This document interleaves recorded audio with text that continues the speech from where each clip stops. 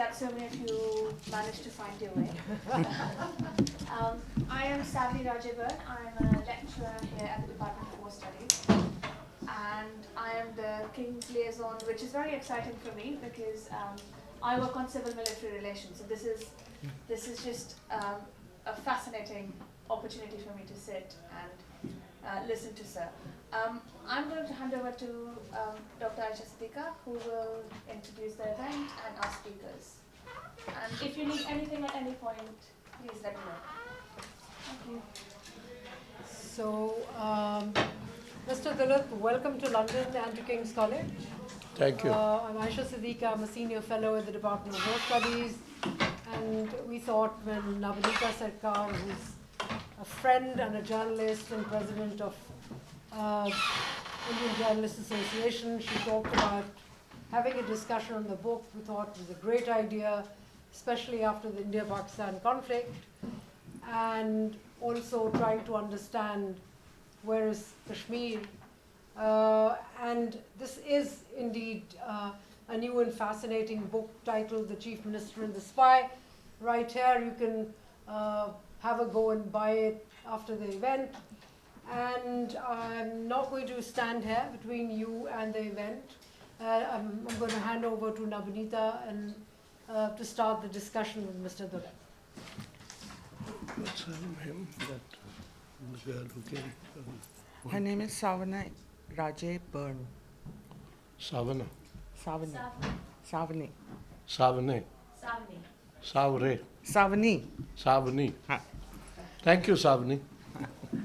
I want to thank Dr. Byrne, IJA Sircar for all the help they've given, otherwise it wouldn't have been possible. And of course, King's College London for the support and giving us their venue. This is as part, we've started something called the Indian Journalists Association Conversations. And as you know, the IJA was established the year India became independent. It was established here in 1947. And today, it's a privilege for the IJA to be able to do the UK launch of Mr. Dulat's book. And who does not know Mr. A.S. Dulat? He's a prolific writer also, apart from spooking us. But, and I want to congratulate him because it's a very easy read and it just flows. So it's very interesting and it's with real life events. So I'll request Mr. Dulat to first, before we start on a question answer session, and after the question answer session, we'll open it out to the audience if you have questions. But to start with, just give a brief idea and a brief opinion of your own book, why you wrote it and what it carries with it. Yeah, thanks very much, Nabanita. Thanks for inviting me here. It reminds me of another event in a bigger hall at the LSE a few years ago. And that was organized by a Pakistani friend, I forget his name. And there was a Pakistani general. So we were in conversation, General Ehsan. And interestingly, he said to me, he says, I have a request that at the end of the event, please shake hands with our general. I said, why should I just shake hands? I'll give him a hug. So when the event ended, and Ehsan put his hand out, and I gave him a hug, and there's a fantastic photograph of him leaning back as if he'd come across the wrong guy. So it's good to be here. This is looks all friends, family, everybody. It looks like a home tea party. So thanks very much. Yeah, what can I say about the book? This is a book which was. I had it in my mind, ever since I met this great man 37 years ago. Because somewhere when I started writing, and if you've read my earlier books, this is the 5th now. So I have been writing a bit, and everything is Kashmir, because that's all I know. I know nothing else. A lot of people say, why don't you write about something else? So now I'm thinking, am I capable of doing fiction? I was just going to say, I Yeah, think well, that's a good idea. Yeah, a long time ago, when I did my first book, because I spent a lot of time in Chandigarh, college, university, whatever. I went to Chandigarh first of all for a launch. And there was a young lady there, a journalist, a little younger than you, Okay. who said, what's your next book going to be? I said, a spy story. So that spy story still hasn't happened. But my publishers here, Jagannath, insisted on calling this book The Chief Minister and the Spy. So I guess it's a catchy sort of title, makes the book sell. And the book has been selling. I've been fortunate, books have sold. And this book actually is, and what should I say, an appreciation or a tribute to a great man who I've known for 37 years. And I think he's a fantastic human being, and without doubt, one of our finest politicians in the country. He's the only Muslim politician, and I would rate him among the very best in the country at this moment. And I think India needs him, and Kashmir, of course, needs him, despite the fact that his son is now chief minister. But I think even the son needs the father, so that's the way it is. And it was written with a lot of affection, if you read it, the flow is easy, but there are places where you'll find there's a lot of intensity also. So that's the way I wrote it, because of my great affection for the man. And, unfortunately, he didn't turn up for the launch in Delhi. And sometimes these things happen, and people said, your friend is angry with you. I said, I don't know if he's angry with me, but he's a friend, and he'll always remain a friend. So I don't see him being angry. He's never angry, even when he's angry. Let me put it like that. So that's what the book is all about. And since you've read it, if you have any questions about the book, I can answer them Yes. very readily. Because, as I say, I haven't read the book of late, but I remember it. I remember the flow. And I think there are pieces, there are portions. Well, you ask me what you want, and then I'll tell you of something, Yes. whether you remember such and such part of the book, Thank you. I know quite a few characters in your book, so Yeah, that's interesting. characters don't matter that much. There's only one That's character. his fault. And that's my son, sorry. I'll tell him. Hello. Yeah, we are at the event now, so okay, I'll talk to you later. I know I've switched it off. Turned it down. Yeah. Yeah. Okay, so let's start yeah, with please. the question. We'll get to the book definitely, but your knowledge is so wide regarding Kashmir, and we've just had Pahalgaon and then Operation Sindoor. So after this latest conflict, how do you think it has impacted the people in Kashmir, this latest conflict? You see, everything that happens in and around Kashmir impacts Kashmir.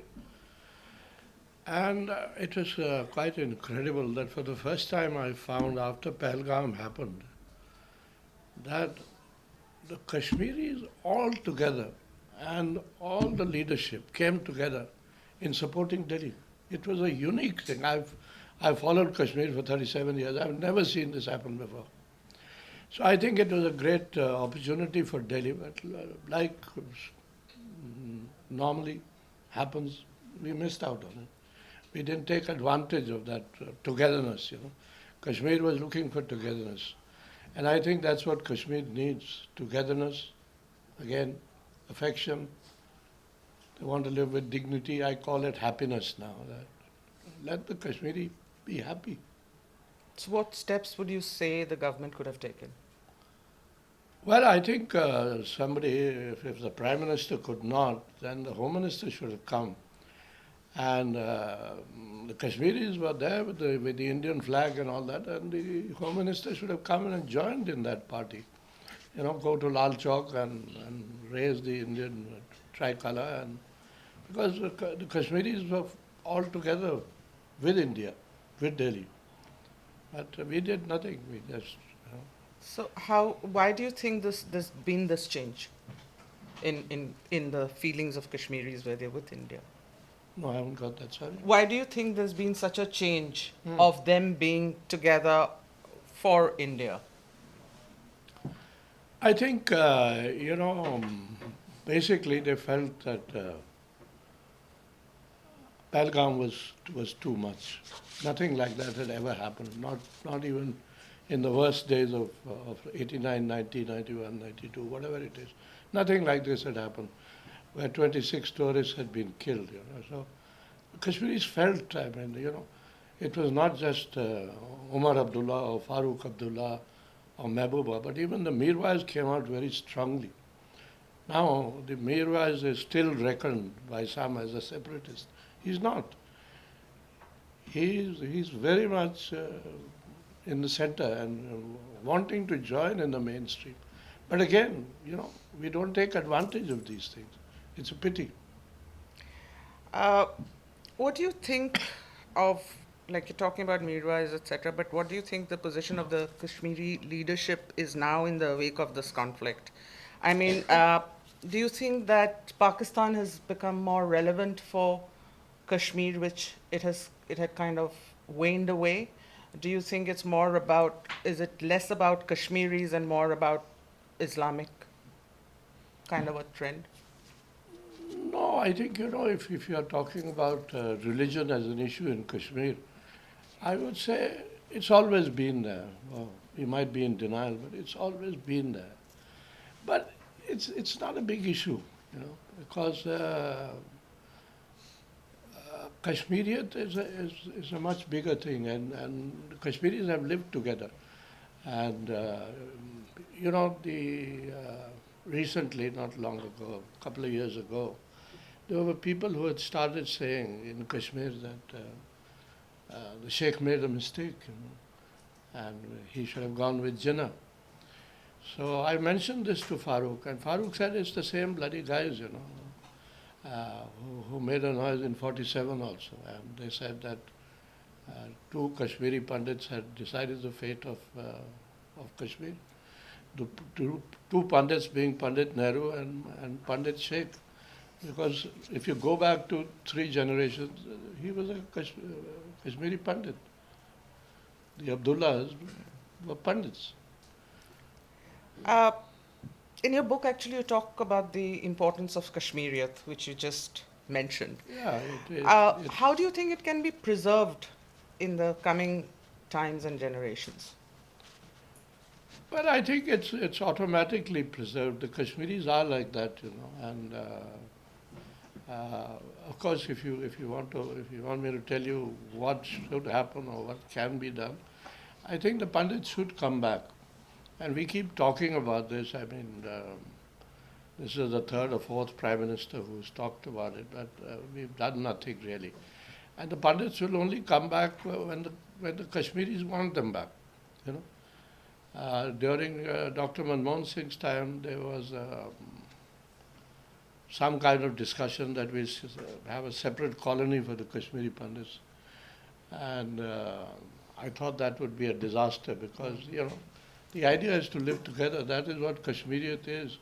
And if you have a separate colony for Pandits, then it will get bombed. So that fortunately didn't happen. Now, every Kashmiri leader, and again I come back to the Mirwais, who's also a friend, keeps saying that we want the Pandits back. So I think the way to get the Pandits back is if now Umar is Chief Minister, he doesn't have time. But maybe if Farooq and Mehbooba and the Mirwais were to get together and say, we will devise a way of getting the Pandits back, I think that's the way to go about it. But I'm nobody. I'm just a Kashmir watcher. And yes, I mean, I love Kashmir, and it's part of my DNA now. yeah DNA. You can say that. Yeah. Uh, in your book, you describe Farooq Abdullah as being a towering figure in Kashmir. I mean, what qualities or actions do you think of his make him so significant for Kashmir? See, this is the family. When we talk about families, and Delhi has become very allergic to families, whether it's the Gandhis or the Abdullahs or whoever it is, and they are bad news. But now you've got a young Abdullah who is chief minister. So what are you going to do about it? You know, when the assembly elections took place, after a long time, uh, people started approaching me because there was there were some people who thought that it would be a 30-30 result. You know, means 36 seats for the National Conference, 30 seats for the BJP, Yeah. and then the National Conference would have no option but to combine with the BJP, like Mufti Saab had to do. Now, fortunately or unfortunately, the result was different. I mean, the National Conference has come in with a thumping majority. They got 42 seats, and with 6 of the Congress, so they have almost 50. This thing. Now it's very difficult for anybody to go any other way. You know. You've emphasized that the book is an appreciation of Mr. Farooq Abdullah, not a critique. How did you balance portraying him, you know, his personal and political kind of complexities while maintaining your friendship? Was that easy? You see, at the launch, Veer was talking to me, Veer Sangvi, and he said, "This is not a very objective book." I said, "No, it's not intended to be objective." And when it comes to the Abdullahs, I'm not very objective, to be honest. You know, I have a weakness there. I mean, I didn't know the great man, I didn't know the sheikh, but I've written here, and I'm willing to argue it now, that Farooq is as big, if not a bigger personality than his father. So this goes on, and you know, it's been a long association, it's been a long time together. We've worked closely at times, and we've parted company at times, but we've known each other. I think he understands me, I understand him a bit. There's a sentence there in the book that how much he trusts me, I will never know. And how much I know of him, he will never know. It's there in the book. So it's like that. After all the criticism that came up after your book, did you have a chat with him after that? Have you spoken to him? Yeah, I've spoken to him a couple of times. I spoke by our friend Wajad Habibullah was there at the launch. And he said, you know, you should speak to Farooq. So he got me to speak to Farooq. And he was not in the best of moods. But I've spoken to him after that. And my wife finds it easier to speak to him. So if I can't speak to him... She's a charmer. She's a charmer. So she reaches out to him. And she will say, how are you, Excellency? And he'll say, how are you, Your Majesty? So they get along very well. What challenges did you face in writing about, you know, sensitive political events like the abrogation of Article 370 while ensuring that the narrative actually remained authentic and didn't hurt anybody? No, it's not intended to hurt anybody. You know, I've been writing now for quite a few years, and in all my books, I've been careful about two things.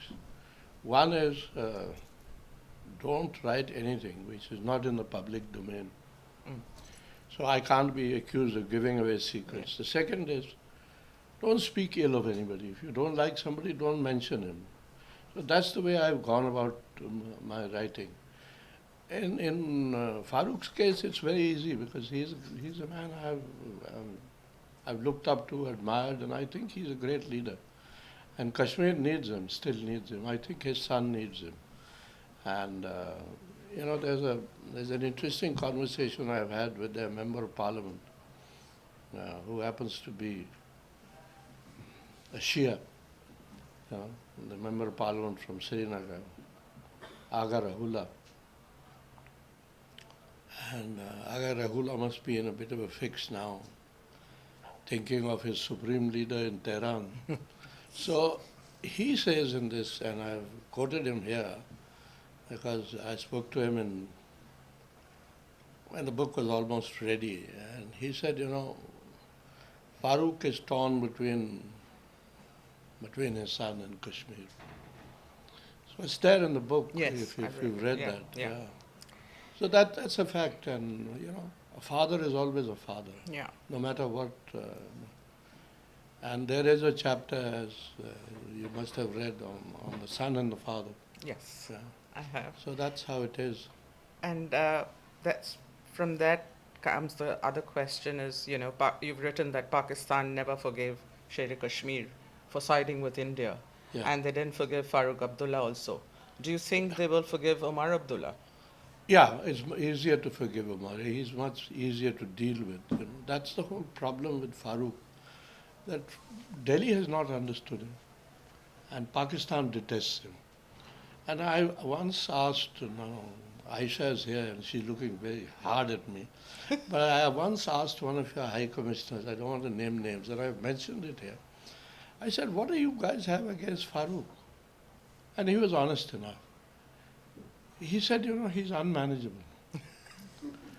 So Islamabad finds him unmanageable, and I'm glad they find him unmanageable, because I've also said in this book that I shudder to think what will happen in Kashmir when Farooq is not around. I think Pakistan will become much stronger in Kashmir without Farooq. Well, I hope not. I mean, most Yeah. people will not agree with me, but and I hope I'm wrong. But he is a towering personality. It's not easy to. He's not a pushover, and that's been Delhi's problem. Let's forget Islamabad. Let's forget Pakistan. You remember when Musharraf came to Delhi, and there was a sort of a banquet there, and there were these round tables, and Musharraf was sitting at one end, Farooq was on a table at the other end. Then he got up and went up to Musharraf and said, "Mujhe Farooq Abdullah kehte hain." So he's that kind of personality. Not many people can do that, and and he knows where he stands. He's a big man, big in every way, tall as well. Yeah, big in every way, yes. You've been described as a spy with a difference because of your ability to kind of build personal relationships in sensitive roles. How did you cultivate trust with politicians while navigating, very sensitive intelligence? Talking. Never stop talking. Go on talking, and that's why I'm yapping here also. Going on yapping. You'll ask me questions, I'll keep on talking. No, that's the key to it all. Never stop talking. And like my friend Manishankar Iyer says about Pakistan, which he knows much better than me. I'm not a Pakistan expert by any stretch of imagination. And he says we should always be engaged with Pakistan. And I second that. I don't think we should ever stop talking to Pakistan. And at the same time, we should never stop talking to Kashmiris. We forget Kashmir whenever it suits us. We say everything is normal. Now, if everything is normal, then Pahalgam should not have happened. Where is the normalcy? Where was your security? And it was an intelligence failure. I've been through all this. I mean, if there is no intelligence failure, then these things don't happen. 9/11 would not have happened. And many other things would not have happened. Even that 7th of October in Israel would not have happened. And Mossad is supposed to be the great this thing, but everyone has their weaknesses. The other thing is that, people say Mossad is very tough. That's the impression they give. But for every 3 hostages they get released, they have to release 300 Palestinians. So that's how it works, you know. And I still remember, after, if you remember, that hijacking of 814 happened, and we had to give in and release those 3 guys. So when the UPA came to power, and they said in Parliament that we will not negotiate with terrorists.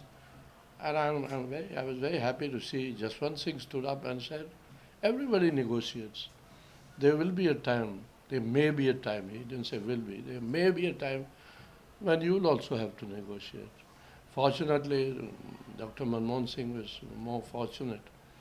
I mean, 26/11 was bad enough, but we had a Prime Minister who was very balanced, you know, and he got through that difficult time. But it's not easy. Yeah? When you go through a crisis situation, that's where a politician is tested, you know. You know? That's when greatness of a man comes up. And I worked with Vajpayee closely for 5.5 years, and I can tell you, and he went after crisis after crisis after crisis. And yet he didn't give up on Pakistan. You know, there's a great public meeting, I think it's possibly the last public meeting of an Indian Prime Minister in Srinagar.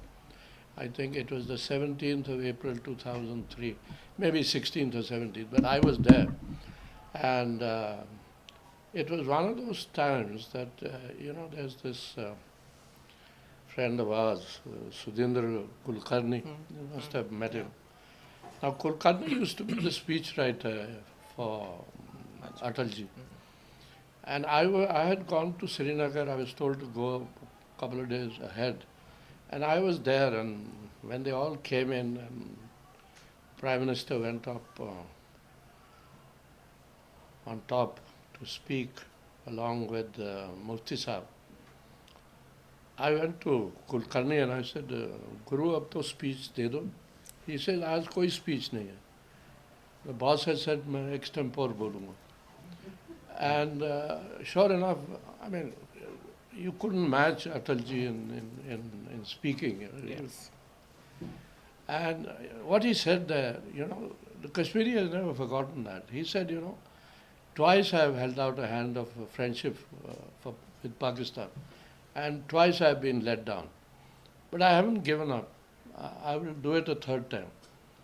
And he went to Islamabad for the SAARC summit, if you remember, in January 2004.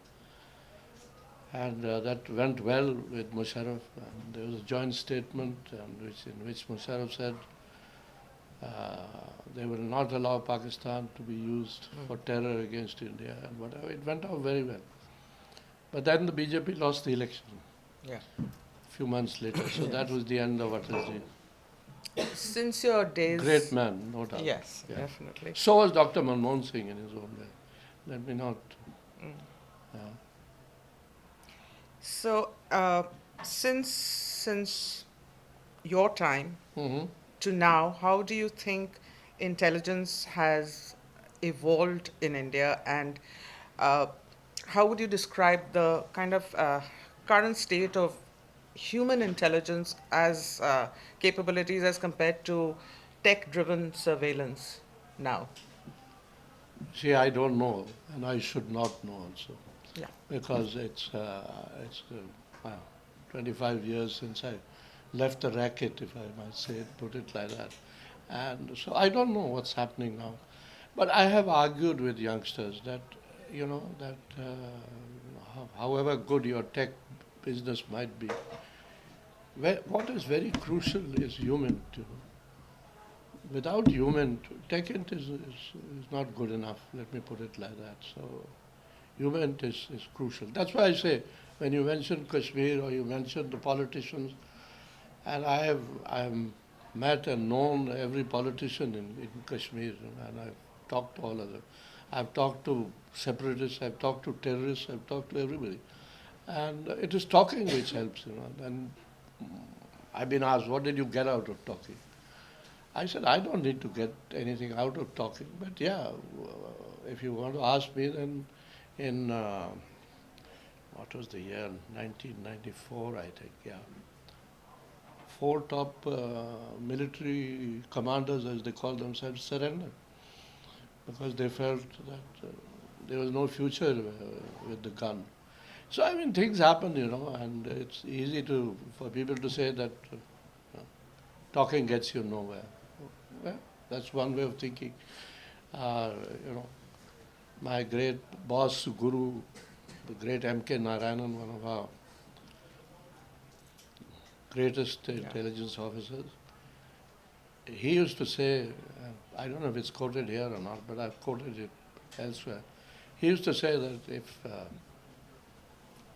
if I want to lagao the danda, I will use doval. And if I have to offer a carrot, I'll send Dulat there. So I don't know what carrots I was offering, but yeah, Kashmir gets into your blood. I've written here that I left at a time, I was posted there. People think I was posted for a long time. No, I was there hardly 2 years.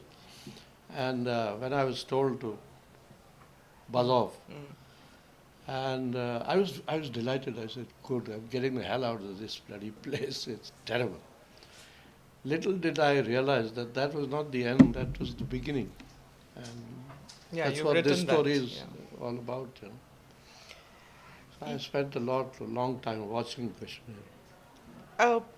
Given your experience, how would you describe the current state of, like you've worked with politicians, how do you think that Indians' political leadership engages with its intelligence community and the changes that you've observed there? Yeah, there are always changes because we deal with personalities. If you ask me, which was the heyday of Indian intelligence, I think it was Rajiv Gandhi's time. He was he was young, he was new, he was fascinated by this whole business. So, and the great M.K. Narayanan was his DIB. And he used to call him at 11 o'clock at night for coffee and chocolates and ask him all kinds of things. And I remember Narayanan once telling me a story because I had got something for him and he passed it on to the Prime Minister. And the Prime Minister said, where did you get this from? And he said, I don't disclose my sources. I've told you what I have and that's it. Where I got it from is not your business. So that's how the system works. Rajiv was very, very supportive of the intelligence thing, and other than him, Atalji was always interested in listening to you. Dr. Manmohan Singh also, although I didn't work with him, but I knew him well and I used to meet him often. He was interested. I think Modi ji again is fascinated by it. How it works now again, I wouldn't know. And as I say, I shouldn't know. You shouldn't. You've been a proponent of dialogue with Pakistan and, as you can see in your track 2 engagements and writings and all that. Given the current situation... If it was not for that, I wouldn't know Aisha. That's where we met. God, Aisha, you're getting pulled in now. No, that's where we met on the track 2. Yeah. And I think our thinking was similar in those days. So given the current state of the India-Pakistan relations, what practical steps do you believe both sides now need to take to kind of build trust and now that this government has taken the strict It's very stance. simple. Asim Munir is having lunch in the White House with Trump tomorrow. So he should... They are having lunch today. Today? Yeah, today. Oh, then he beat me to it. But the point is, he should come and have lunch with Modi ji. That's the way to go ahead, move forward. You've got to do something which is different, And if he prefers his Prime Minister, then let Shahbaz come. I had said to some youngsters in the High Commission that over last Diwali, what should we do? I said, let the Prime Minister come here with sweets for Modi and say, I've just come to meet you, and say in Delhi what Delhi wants to hear, and then go to Ajmer Sharif or whatever you want. Make any excuse you like. But come to Delhi and say what Delhi wants to hear. That's the way forward. It's difficult, but that is the way forward. But Modi had done it when he became Prime Minister. Who? Modi had done it. He had gone to Pakistan. That's a long time ago. Yeah. It's Christmas, 2015, so it's Yeah. 10 years ago almost. Things get forgotten, Before that, let me tell you, Modi had also invited Mian Sahib Nawaz Sharif for his swearing in, if you remember. Yes. Remember? Yeah. So yeah, there were beginnings made. They were the same. I think if you ask me, because I watched Kashmir so closely, then you watched Pakistan also. I think Imran's time was not a bad time between Bajwa and Imran, because they were on the same page. And I think they both wanted to move forward. But we missed out somewhere. And there was a third person also, that youngster who I know quite well, Moeed Yusuf, who was Imran's NSA. I don't know who was talking to whom, but there was a lot of talking going on at that time, and that's how the ceasefire happened, 2021. So if the ceasefire could happen so easily, then I think if we didn't move forward, then there was somebody's fault somewhere. As I say, I don't want to name names. Okay.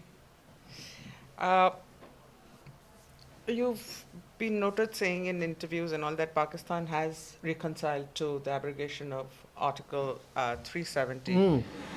But how do you see Pakistan's stance now in Kashmir and trying to influence bilateral relations? These things keep shifting, keep changing, from time to time, person to person.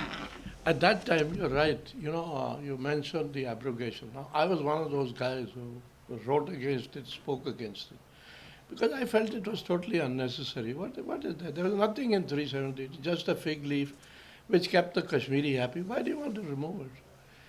But it had to be done because it was part of the BJP manifesto. The Kashmiri knew it will happen one day, and it is this thing. So it happened, and I think the Kashmiri is by and large reconciled to it. They were given a chance, they would still fight for it, but they reconciled to it. They know that what is gone, it never comes back. And but it hurt a lot of people at that time, and Farooq is one of them, and that is where this whole commotion Criticism. about what I said and what he said and what is written in the book.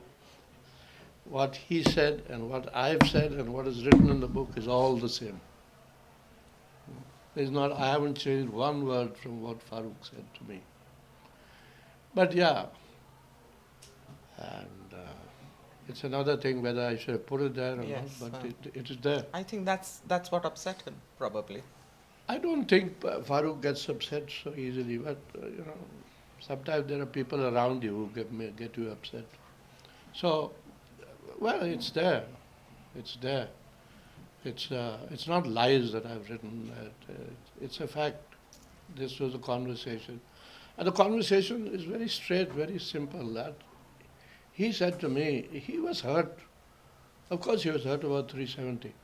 And if you recall, the abrogation happened on the 5th of August 2019. And on the third day, father, son, and the Member of Parliament from Anantnag, that judge, they had all met Prime Minister Modi. Now what happened in that meeting, I don't know. There's no way of knowing. But I asked Dr. Saab and I asked Umar, and separately, and both of them said we were told nothing. No indication was given. that this what is going to follow, what is going to happen. Now, I haven't got the story from the Prime Minister's side, what happened there. I don't know. So that's what there is in the book. And what really hurt Farooq was that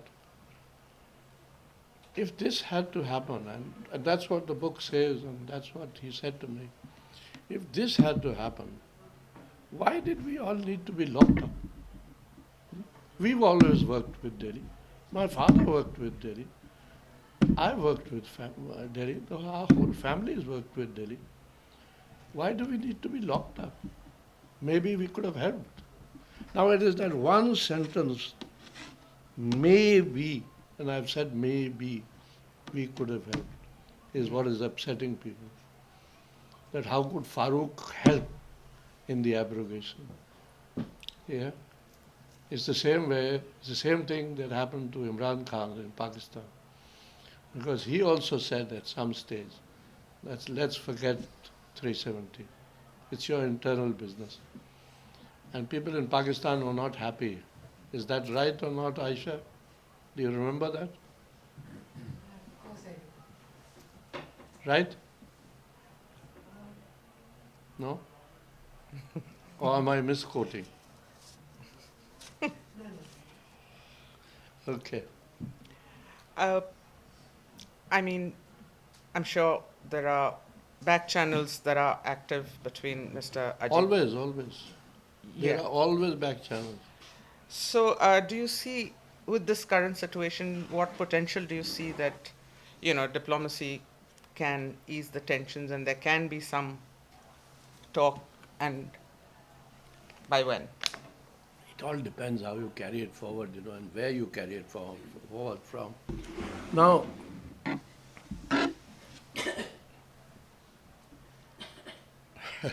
London is the home of spies, if I might tell you that. There is so much that goes on in London Oh, yes. that you don't need to go anywhere else.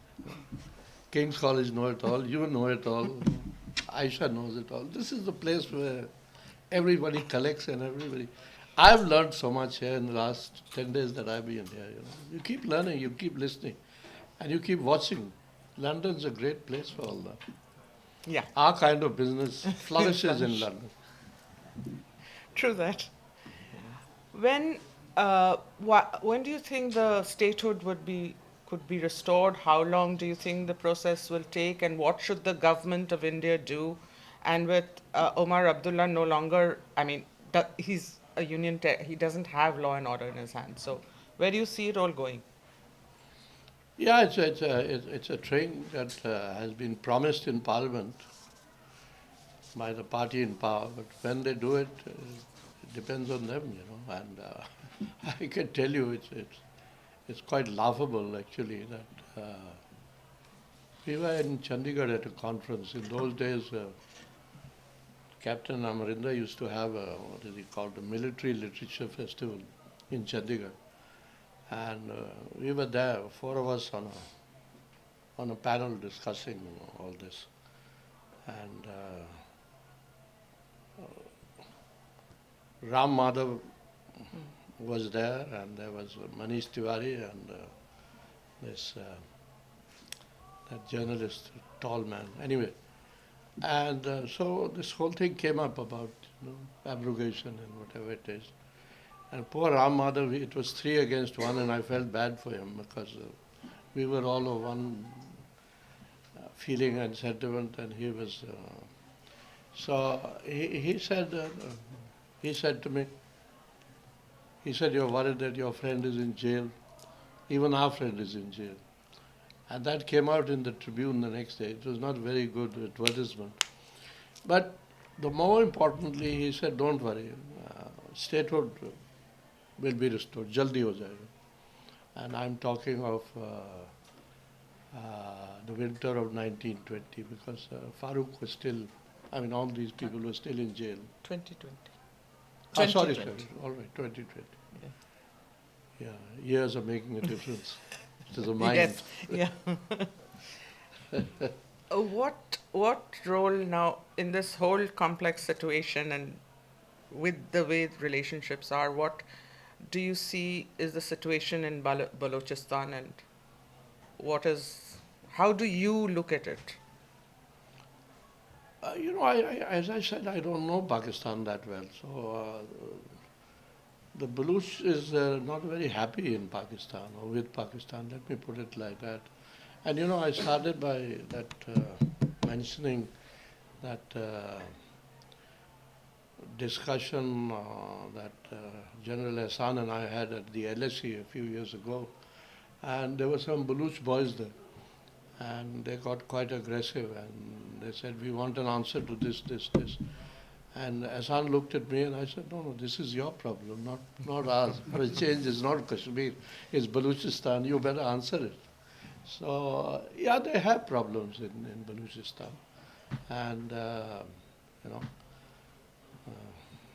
but there are all kinds of stories and theories.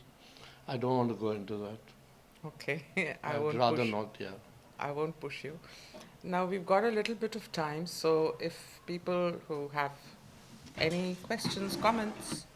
You're making me nervous because I'm drinking a lot of water. There's more water there. Bachi has a question. And after that, may I? Okay, sure. Well, if I'm allowed 2 questions. You can have 4.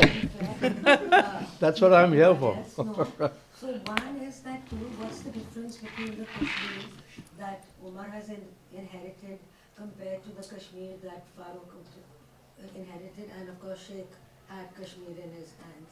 And the second question is that you spoke about all the nice things of prime ministers and intelligence, but what was your most frustrating time, when you had intelligence and you were being ignored? I don't think that really happens, Intelligence is not ignored. I don't think it's ever been ignored. It wasn't taken, your intelligence, whatever you discovered wasn't. Well, sometimes we don't discover, there are failures also. So as I said, if there were no failures, then there'll be no goof-ups.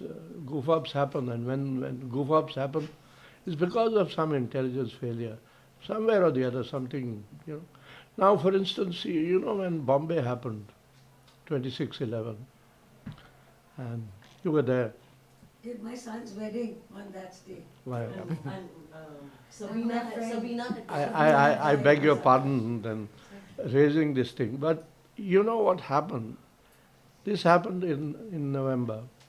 In September, there was some information given to the agency and from the obvious people. And when that came, then the Bombay police, the special branch, this, that, the commissioner, everybody was informed. And security was beefed up. Even at the Taj and the Oberoi and wherever this thing happened ultimately. And but then nothing happened in September.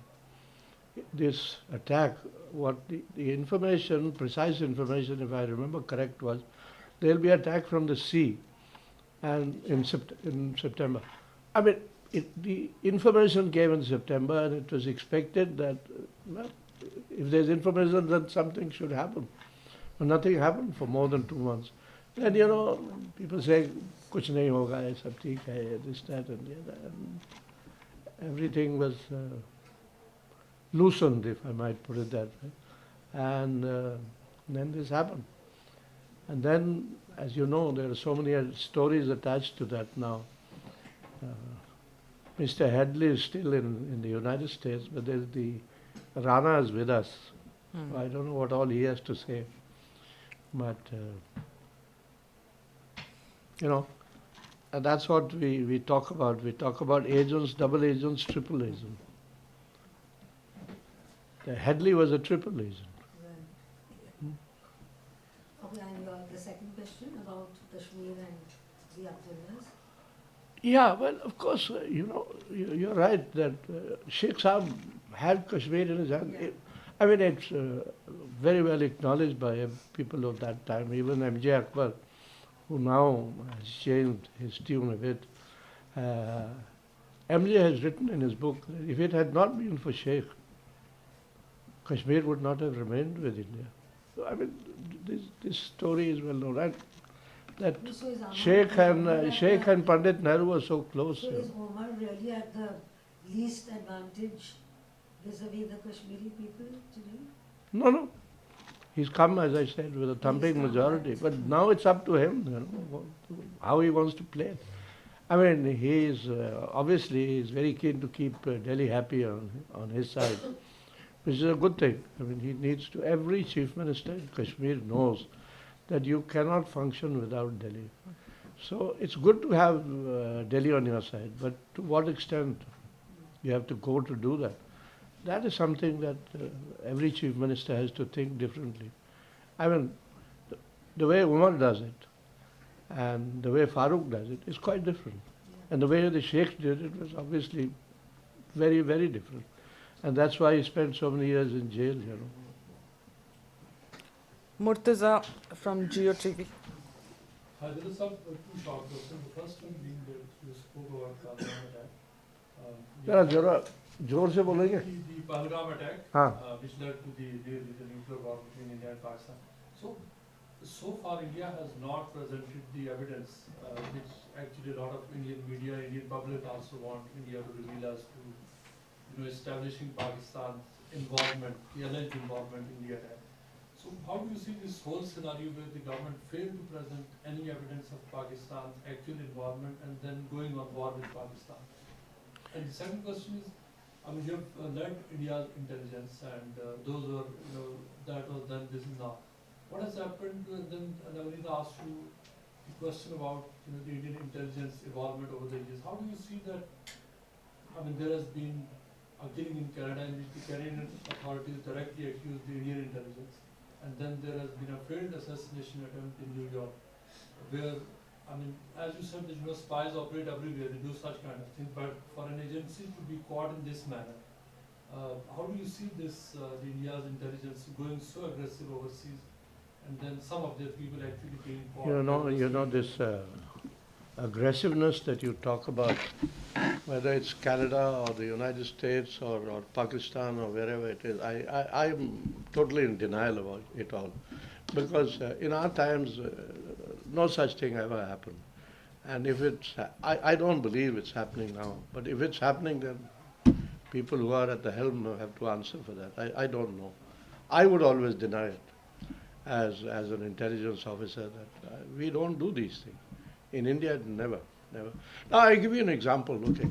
That light is shining brightly, if you, Murtaza Sahab, if you could just put it down.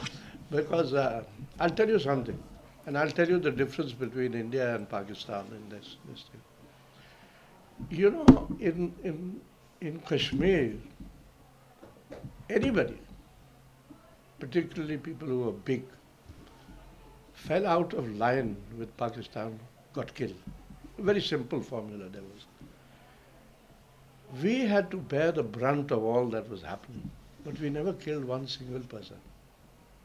I'm not saying that people were not killed, but I'm saying we did not target and kill, because otherwise Gilani Sahab would not have lived so long, because he was a public nuisance as far as we were concerned. And his whole house could have been blown up, but nobody did it, because we never did such things.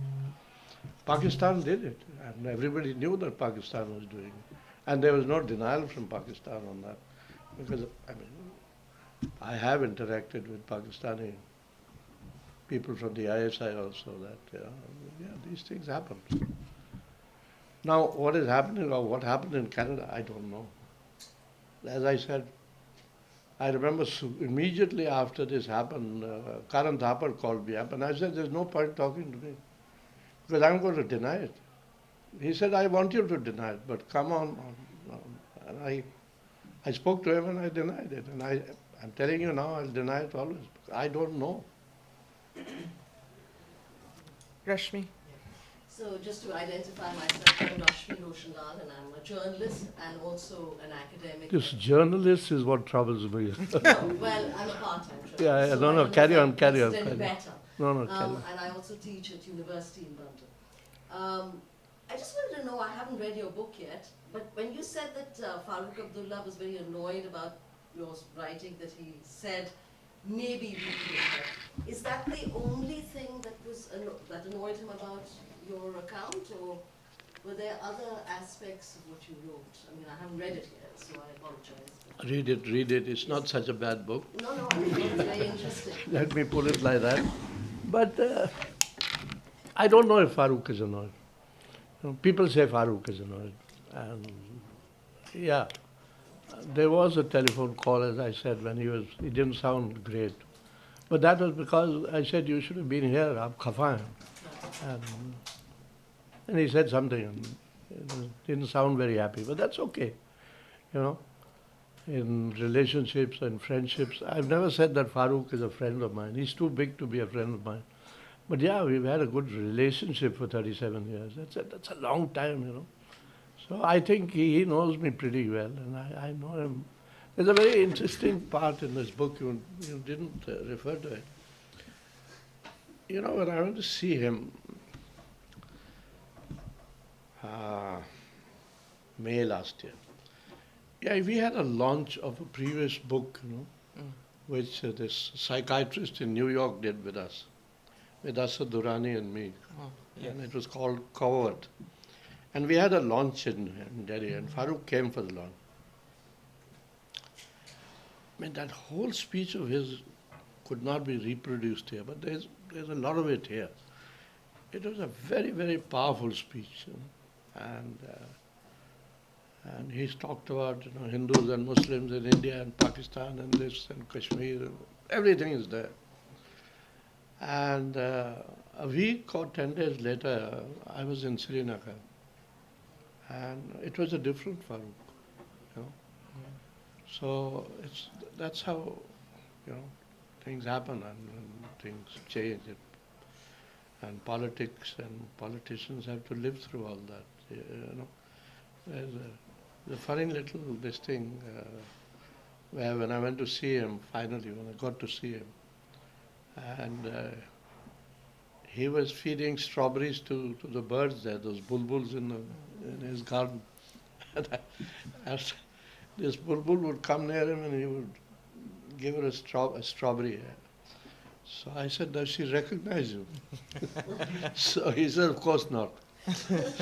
So I said, well, but in Kashmir everybody recognizes you. Who doesn't? Even this bird recognizes you. That's why it comes close to you. That's in the book, incidentally, and it was an odd time, but that's how things happen, you know. And so Farooq talks about one line about maybe, let it be maybe. Dr. Siddiqa. Yes, I have a question for you. you can ask me 10. No. I've known you long enough. Come. So, Kashmir, a place that you love, and Kashmir, which is also... I love Pakistan also. Well, great to know that. Yeah. But it's also a center of conflict. So I'm just wondering, because Operation Sindoor, according to Delhi, hasn't ended as yet. Yeah. Now, if you're going to have another round of conflict, whenever it happens, it's going to be more violent. That is for sure. That's right. And I hope you agree on that. I agree. The question is, what does it leave, what impact does it leave on Kashmir? That amount of heightened violence. And where will it be if another round of more violence happens? Yeah, now I'm not talking, I don't want to go into the way politicians think. But as far as the Kashmiri goes, you know, before this happened, because Modi had said immediately after Pahalgam that now we have to hit these people wherever they are. We'll find them and we'll hit them. So at that point of time, the Kashmiris said, "Acha hai, inko lad marne do dono ko." You know, they've given us grief, so it's good. But when it actually happened, those 4 days or whatever happened, then the poor Kashmiri again realized that he has to still bear the brunt of it. People who died, not too many died, but whoever died, they were all Kashmiris or people in Kashmir or in Jammu area somewhere. You know? So we were told, we were worried, I mean, we were thinking that maybe Punjab would suffer, but Punjab fortunately didn't suffer. It was all Kashmir. So the poor Kashmiri feels that हम तो मरे ही मरेंगे, कुछ भी होगा, लड़ेंगे तब मरेंगे, नहीं लड़ेंगे तब मरेंगे. So the Kashmiri is in a quite a jam that way.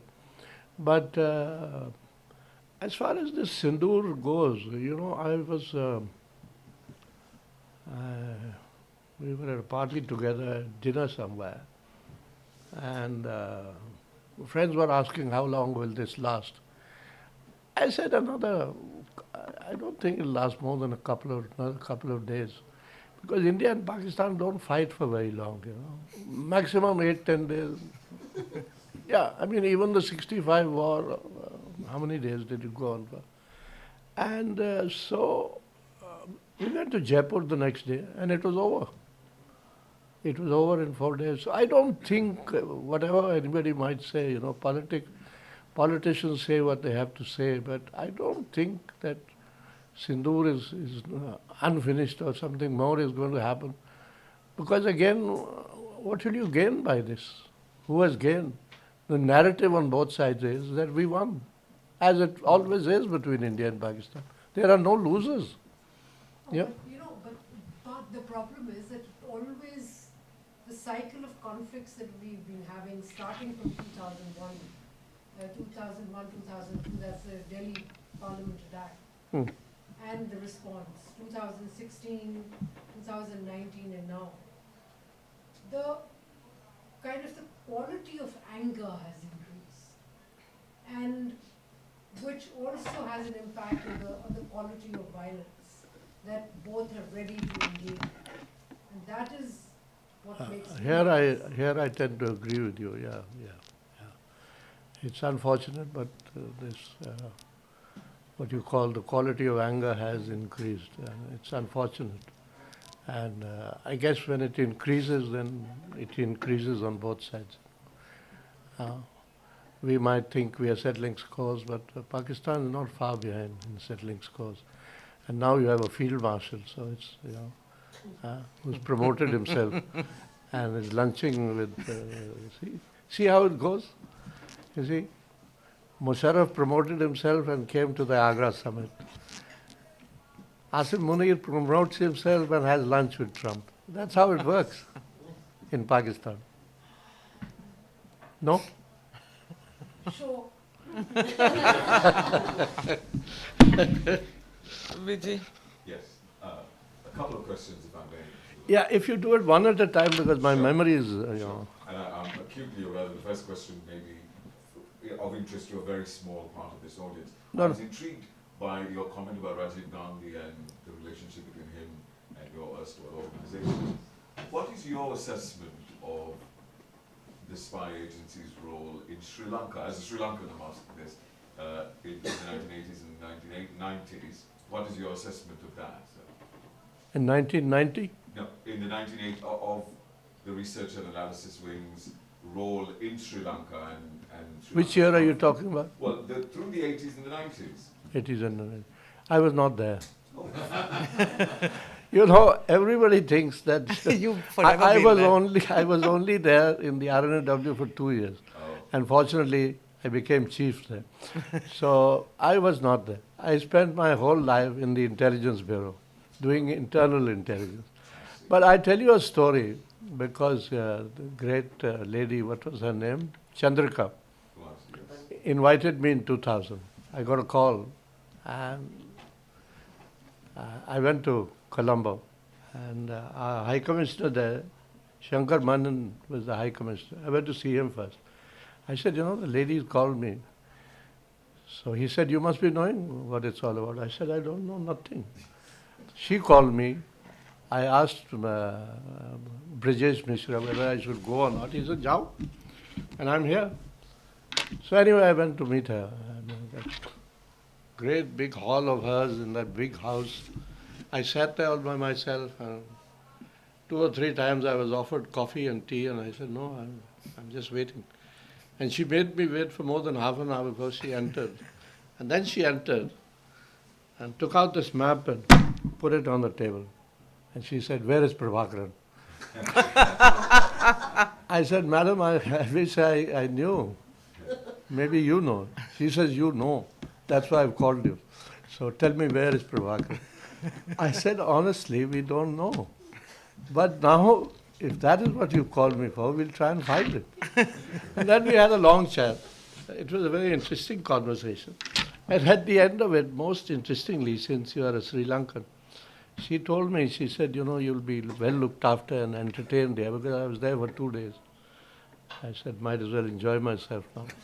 And she said, "You'll be well looked after here. But there are certain people you should avoid." So that's how intelligence and politicians work. But the second question is, Yeah. as someone who advocates sort of dialogue and cooperation between centres of power, have you sort of come in for criticism, particularly given the sort of belligerent and febrile nature of politics, especially in the aftermath of Pahalgam? Have you found that to be the case at all? Well, I had nothing to do with Pahalgam. No, I think This way or that. from the Indian So, perspective. I can't be criticized now, and I haven't said a word after Pahalgam. I keep my trap shut now, mostly. But my thinking is well known, my beliefs are well known, and I do get criticized for it, but that's a part of the game. I mean, it's like writing a book which, people don't like, and if you write a book, you should be prepared for criticism. And I've been criticized every time I've written a book. So it's all right. It's part of the game. Either I should not speak, I should not write, and certainly I should not write books. This is what happens. But it's all part of the game. It's okay. Yeah, there's a hand at the back. My belief haven't changed. Yeah, please. Sir, my name is Varun. I'm a student at King's. Varun. Yes. I have two questions. The first is, you mentioned Mr. Narayanan. I recall, even though I was probably 9 at the time, that in the aftermath of 2611, he offered to resign. Dr. Singh had refused to accept his resignation. You're very correct, yes. Pahalgam is one in a series of many terror attacks we've seen, starting from Gurdaspur, Pathankot, Uri, Pulwama. Is there no accountability that we can expect from the National Security Advisor and the Home Minister in just professional capacities, at least from the former? He is a decorated officer of the police service. He's also getting on in age. It wouldn't be a harm to admit that the game's up, as it were. So do you feel like institutional accountability from the intelligence services and Ministry of Home Affairs appears to be missing in the last 10 years? I really can't. Won't be fair of me to comment on what the thinking is and whether there should or should not be accountability. It's difficult to answer these questions. And I'm sure somebody must have gone into how it happened and why it happened or whatever it is. But coming to the gentleman that you mentioned, without taking names, he's been a friend and a colleague. We don't think alike, but still he is a friend. And I can tell you he is irreplaceable at this point of time. Because when I look around, I can't find anybody. He's getting on in age, that's right.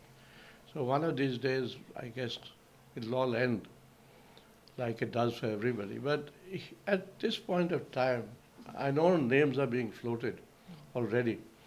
Some from our service, some from the foreign service, but he is irreplaceable in my mind. It's just a view. I may be wrong. What worries the Kashmiri? And it has nothing to do with abrogation. It goes back much further. Is that he should not be reduced to a minority in his own land. That's the only fear that the Kashmiri has. And it's been there for a long time. And that won't happen because it's still 95% Muslim. No? The other thing, let me explain to you, is that you said, Kashmiriyat here, but not in the rest of the country. The Kashmiri Muslim and the Indian Muslim are different. The Kashmiri Muslim will tell you, we have nothing to do with the Indian Muslim. And I've asked this question of Indian Muslims. You know, there's that Maulvi from, where's that place there in UP?